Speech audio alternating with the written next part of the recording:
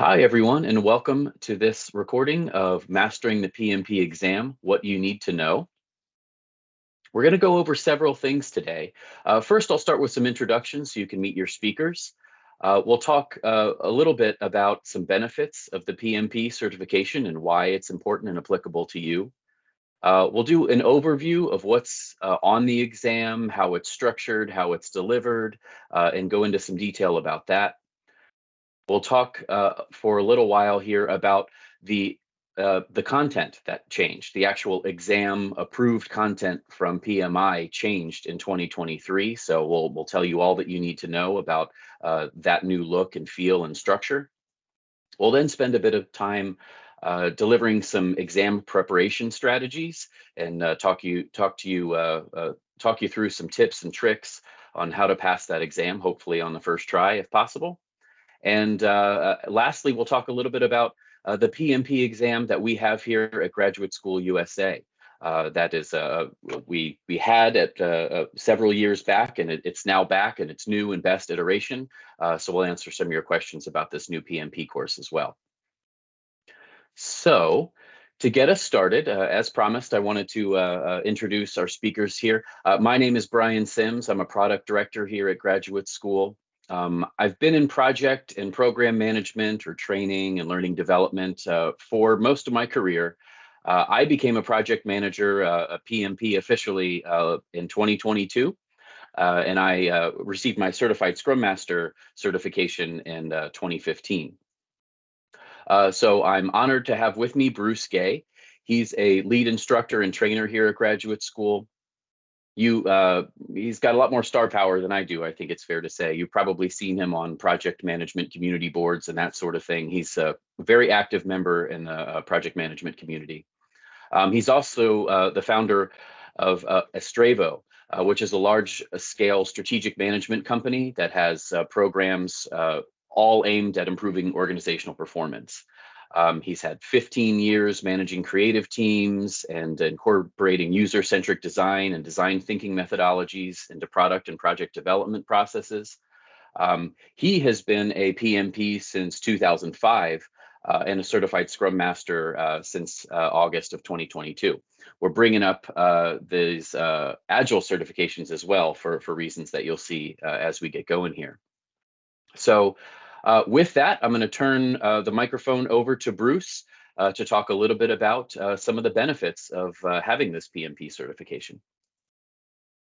Thank you, Brian. Hey, I am really excited that we're relaunching the PMP exam certification program at Graduate School USA. So this is definitely something that if you have an interest in leveling up your career and moving in and showing that you have the expertise in project management, this certification and the training that we're offering this year is really going to help you to solidify that, and then you'll be able to show that you have achieved this very worthy goal of having a project management professional by including the three PMP at the end of your name. So there's many different benefits of going after your certification. I just mentioned is professional development. This will teach you some additional and more advanced functions and methods around project management. It'll also incorporate agile methodologies. You'll find that this course is really for the intermediate project manager or someone who's been managing projects midway through their career, and we're going to talk about that some more.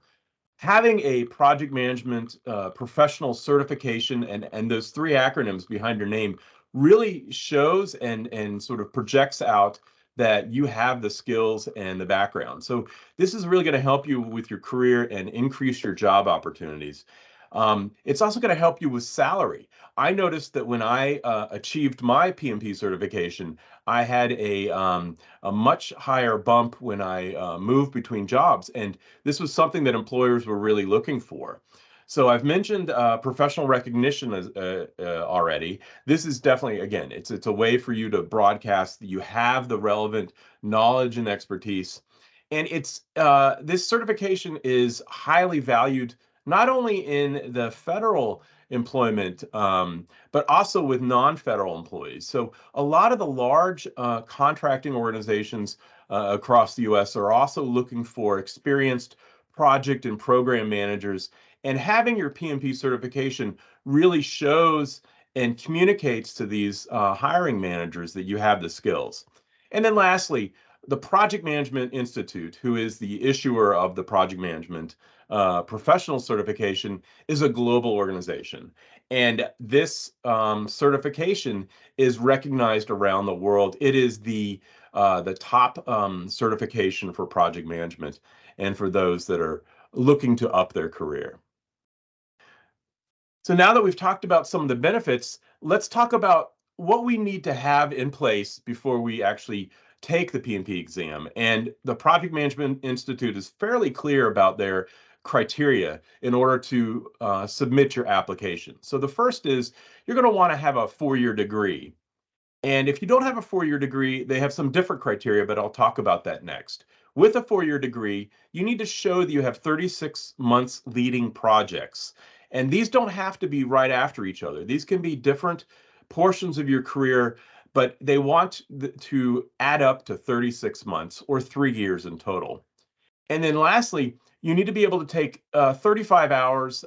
These are contact hours of project management training, or your certified associate of project management certification. So this PMP exam prep course that the Graduate School USA is offering now is going to satisfy for this 35 hours of contract training that you need in order to apply. Now, let's say you don't have a bachelor's degree and you just have a high school diploma or an associate's degree.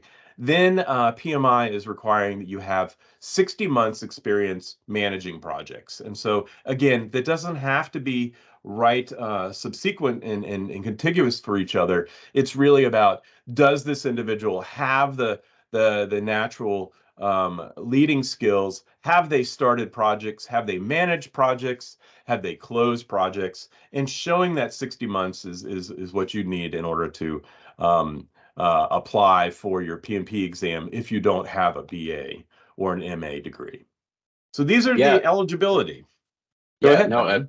perfect. Thank you so much, Bruce. Yeah, I was just going to say too, I was speaking with somebody recently who was a little daunted by that, well, 60 months or 36 months leading projects. I mean, I've been a project manager kind of recently, but I don't know that I have all of that. So I'm really glad you brought up the point that it doesn't have to be in sequence.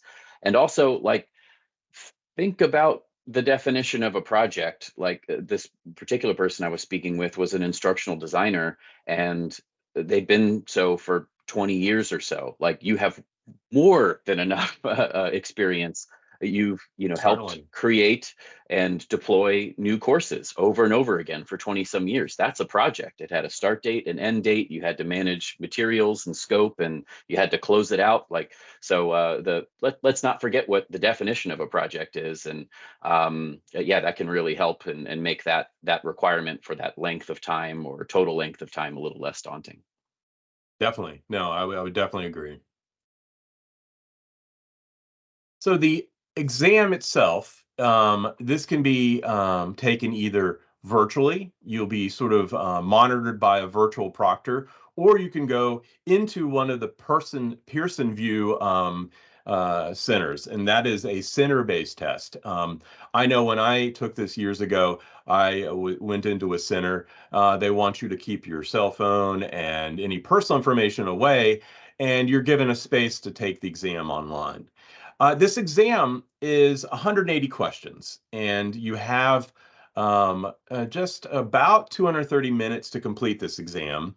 And you're allowed several breaks, 2 10-minute breaks during this.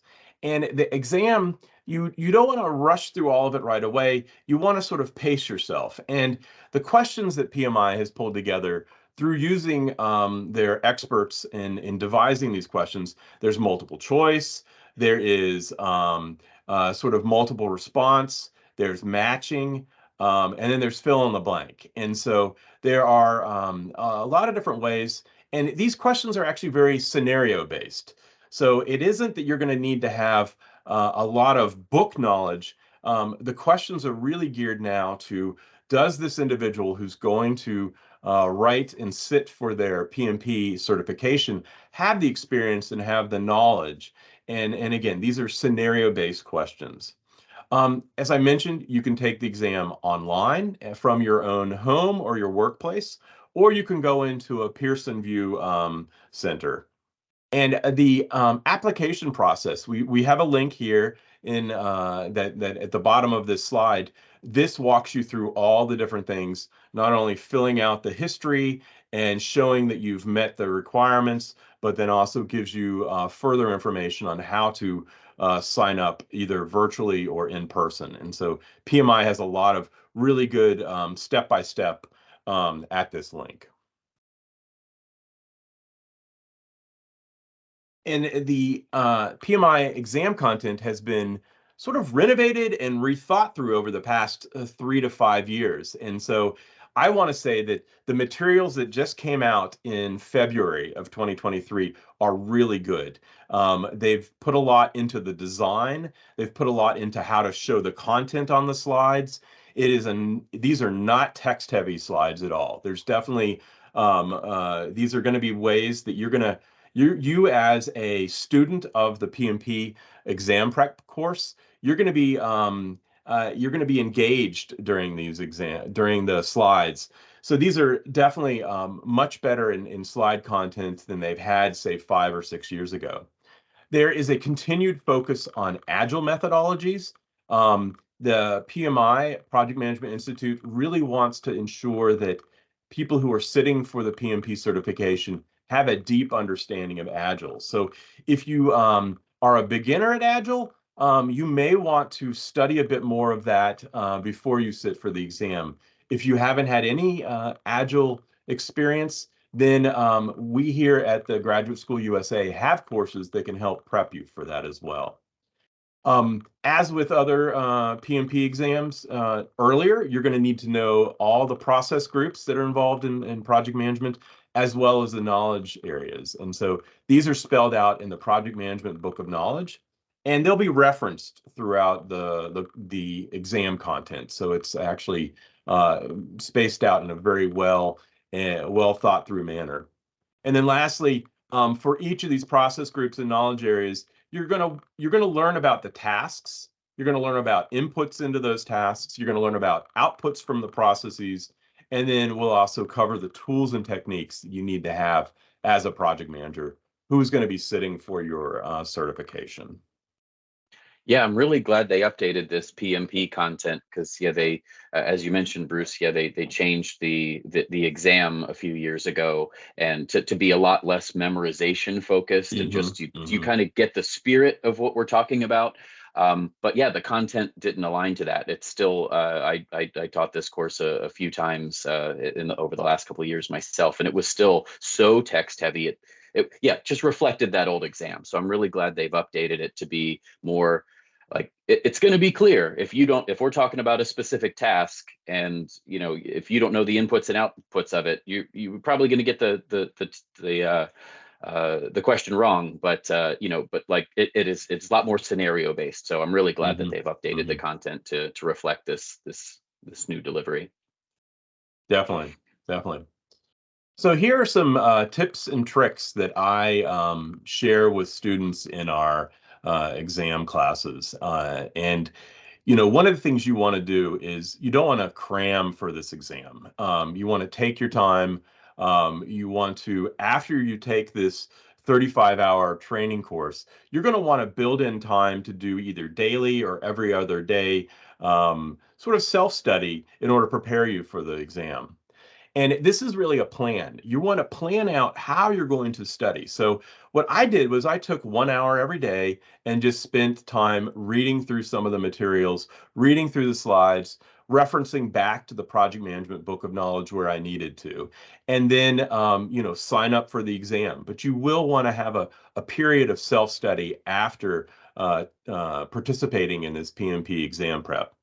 You want to familiarize with something that's called the Exam Content Outline, or the ECO. This is one of the documents that Project Management Institute and will provide you. It goes through all the the different areas that will have questions in the exam and where they are in the lessons during that 5-day period. So it's going to be very clear where if you are, maybe you have some gaps in knowledge in one space, you're going to be able to quickly identify, oh, these are the 3 things I need to research. So it might be something around how do I manage change in projects? Or how do I ensure that the business or organizational goals are incorporated in my projects? And these may be areas that you can tie back to this outline and then study for them. One of the best tips that I want to give, and I heard this from other instructors as well. So the project management body of knowledge is really the primary reference for the exam. However, I would say don't read this end to end. It's really something more of a reference guide. I would use it again where you have gaps in knowledge or you want to learn a little bit more, then go back to the project management book of knowledge. But it's not something that we would encourage reading end to end. It's something you want to reference.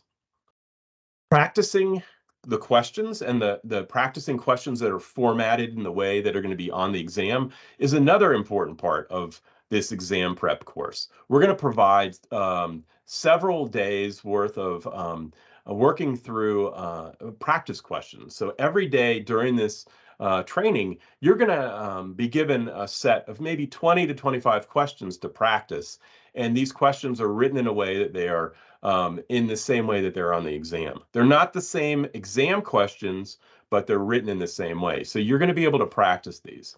PMI also has some practice questions that you can purchase from them, and there's lots of other on the internet. There's free resources as well. But we're going to be actually practicing these practice questions with students of the exam prep course to make sure that you're ready to take the exam. I've mentioned this before.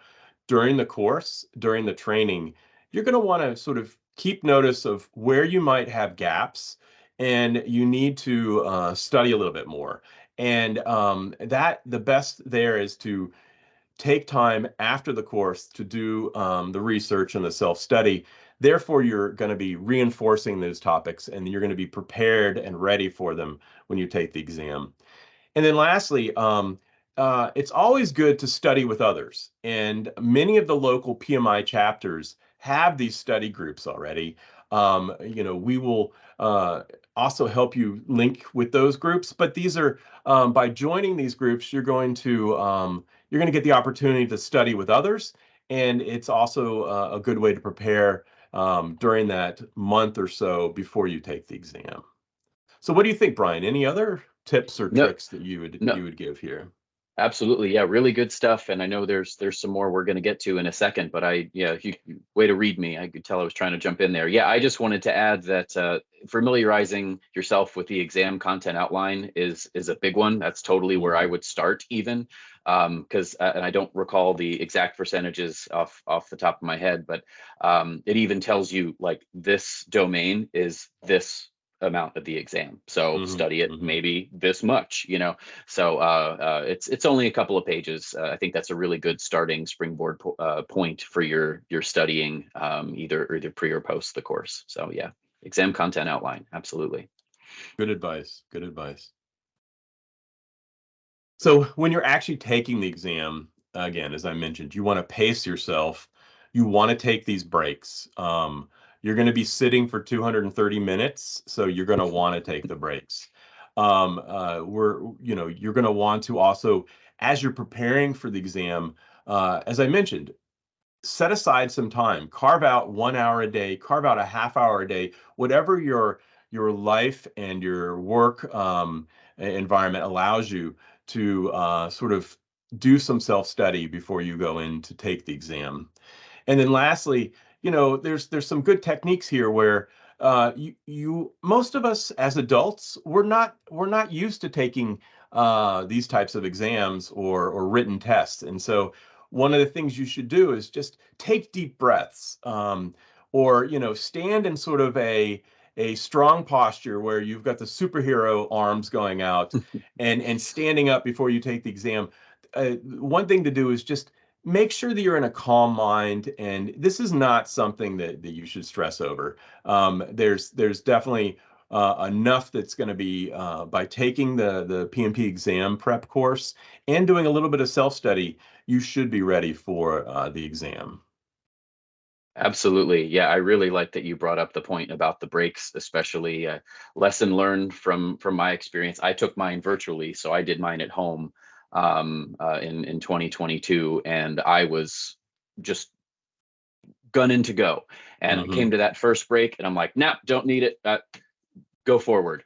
And boy, did I regret that. Like, totally Mm. could have used the stretch, the confidence, posture, all that sort of stuff, because it is a long time to be sitting in a desk chair. Oh and yeah. they don't mess around either. When I recorded it or when I did took the exam virtually, they made sure my space was clear. I had to show the camera all the way around, and there were a couple of times, especially as I started to get tired, I would do this and start to lean and fade out of the camera frame or whatever. And they're like, "Sir, you got to sit up straight. We have to be able to see you the whole time." And so it really makes sense to try to get as comfortable as you can, take advantage of those breaks and stretch, because yeah, that exam is a slog, and yeah, we'll go into more things like that in the course itself, other good tips and tricks.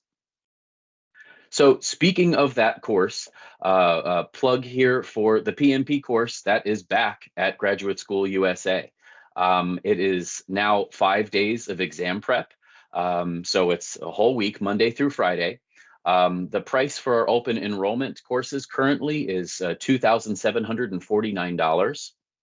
So I encourage you, go do a little bit of shopping around, because I'm sure you'll see this is a very competitive price for 5 days of that exam prep content that gets you that 35 hours in its entirety. So a very reasonable price. You get those 35 PDUs, which are product development units. That if you do become a PMP, there's these PDUs. You'll learn more about it. PMI is fantastic about sending a bunch of information about that. But PDUs are something that are required for you to keep uh, relevant and engaged in the industry. So you get the 35 PDUs for the class. Even if you're somebody who's maybe just, I am a PMP and I'm reseeking certification, 35 PDUs is a big chunk of those 60s Hmm. 60 that Hmm. you need to stay certified. So not even for first timers, it's a good class to maybe come back to. Also eligible for continuing education units as well. But I really like, and thank you for doing so, Bruce, for bringing up at the earlier in our presentation here today. This is an intermediate level class, and if you go to graduate school's website, we have a link to an assessment tool. It's brief; it's only a couple of questions, but answer it honestly, because if actually I'm not, if you were to answer it that I'm actually not so comfortable or confident with agile concepts, or I don't really know much about hybrid project management, hey, that's okay. But maybe you're not ready for the PMP prep course just yet. The course, even though it's 5 days, it does go pretty fast. There's a lot of information we want to make sure that we covered so that you're feeling super ready to take that exam. So I just kind of want to stress that point. It would possibly be a mistake if you were brand new to project management and started here. Like, I would have a good solid foundation of basic project Hmm. management concepts, how PMI defines and talks about project management, and a good grounding on the agile concepts as well. So I mentioned that readiness assessment. I really wanted to talk about that. Um, uh, Another thing, and I'm glad Bruce said this earlier too, uh, something that this course keeps in mind, because the exam keeps this in mind, that you're going to be using the PMI terminology. You may have been in the industry for a long time. So yeah, well, in our agency or in our organization, this is what we call this. In the course, to help prepare you for the exam, we're going to drive in that PMI terminology, because Hmm. frankly speaking, the PMI or the PMP exam doesn't care what you called it in your in your organization or agency. You have to know the right terms. And it also takes a global perspective. And so we'll talk about that throughout the duration of the course. That again, maybe, well, in my organization, in my agency, I've been running projects for a long time. This is how we do it. Well, PMI takes that global perspective and says, understood, maybe in North America or your specific country, that's how things are handled. But globally, this is the standard for how this should be handled. So it does bring some maybe new perspectives to project management that that you may not have practiced yourself. A little bit more about the course even. Again, take a look around. As of the time of this presentation here, not many other organizations have the new updated official content from PMI like Graduate School does. The new content is broken into 6 modules. So if you're looking at if you're doing your research and looking at other offerings of this course, if it's got 5, or that could be a hint that they're maybe using the old content. So maybe ask that other organization, do they have the latest and greatest from PMI? Because you're going to want it. It aligns, like we said, to the spirit of the new exam. It's got lots of knowledge checks, practice questions, test taking tips. So it's best to really be using this new blessed content from PMI. Also, all of the instructors, it's a requirement actually from PMI. We have to have a separate certification from PMI to be able to teach the course.